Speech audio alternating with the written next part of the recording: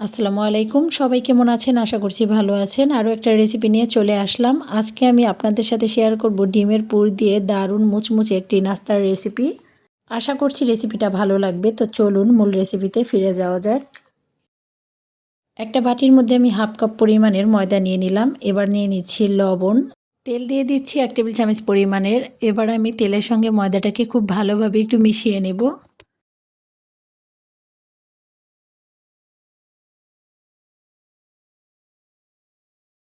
এখন অল্প অল্প করে পানি দিয়ে আমি ডো মেখে নেব। একসাথে বেশি পানি দেওয়া যাবে না। ডোটা মেখে নেওয়া হয়ে গেছে। এখন এটাকে রেস্টে রেখে দেব 10 মিনিটের জন্য। এখন আমি ভিতরে পুরটা তৈরি করে নিচ্ছি। একটা গ্রেটার দিয়ে আমি একটা সিদ্ধ ডিম গ্রেট করে নিচ্ছি। এবার আমি এর উপর দিয়ে দেব চিলি ফ্লেক্স। আপনারা চাইলে এখানে কাঁচামরিচ কুচিও দিতে পারেন, তবে আমি চিলি ফ্লেক্সটা দিয়ে দিচ্ছি। আর ঝালটা আপনারা টেস্ট বুঝে দিয়ে নেবেন। সামান্য একটু লবণ দিয়ে দিচ্ছি।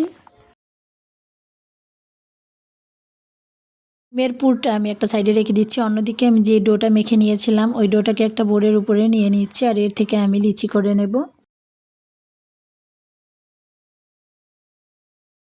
ডো থেকে ছোট ছোট করে লিচি কেটে নিয়েছি। এবার আমি একটা বোর্ডের উপরে রেখে বাকিগুলো একটা বাটিতে রেখে দিচ্ছি ঢাকনা দিয়ে ঢেকে। এখন একটা আমি রুটি বেলে নিচ্ছি।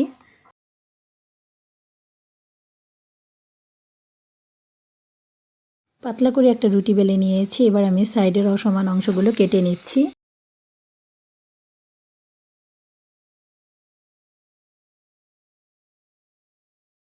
ভিতরে ডিমের পুর দিয়ে দিচ্ছি। এবার দিয়ে এটাকে আটকিয়ে নেব।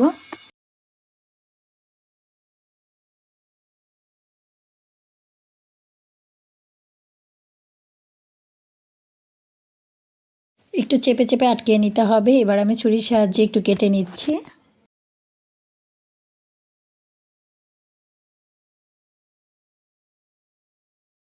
কেটে নেওয়া হয়ে গেছে। এবার এটাকে রোল করে নেব।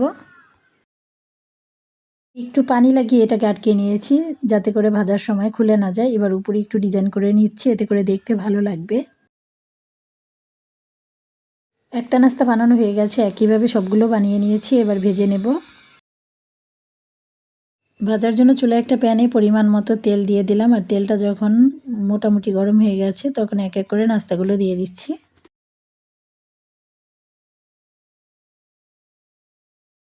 চুলার আঁচটা মিডিয়ামে রেখে উল্টে পাল্টে ভেজে নেব। এতে করে কিন্তু অনেক বেশি মুচমুচে হবে নাস্তাগুলো।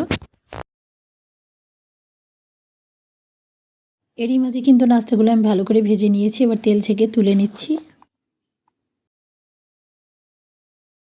একটা প্লেটের মধ্যে নিয়ে নিলাম, আর এটা কিন্তু অনেক বেশি ক্রিস্পি হয়েছে। আমি কাছ থেকে একটু নাস্তাটা দেখিয়ে দিচ্ছি আর একটু ভেঙে দেখাচ্ছি যে এটা কতটা ক্রিস্পি হয়েছে, দেখলেই বুঝতে পারবেন। আশা করছি রেসিপিটা ভালো লেগেছে। ভালো লাগলে কমেন্ট করে জানাবেন। সবাই ভালো থাকবেন। আল্লাহ হাফিজ।